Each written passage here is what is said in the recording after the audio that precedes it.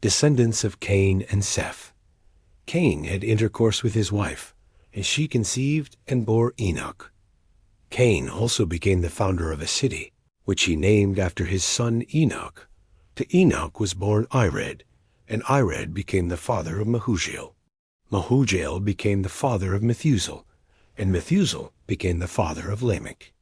Lamech took 2 wives. The name of the first was Ada, and the name of the second Zillah. Ada gave birth to Jabal, who became the ancestor of those who dwell in tents and keep livestock.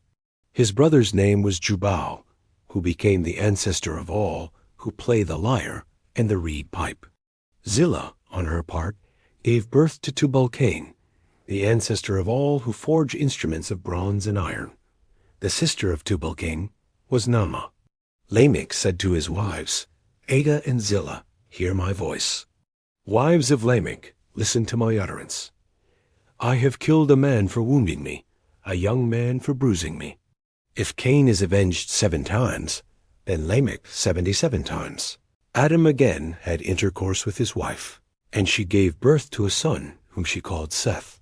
God has granted me another offspring in place of Abel, she said, because Cain killed him. To Seth, in turn, a son was born, and he named him Enosh. At that time, people began to invoke the Lord by name.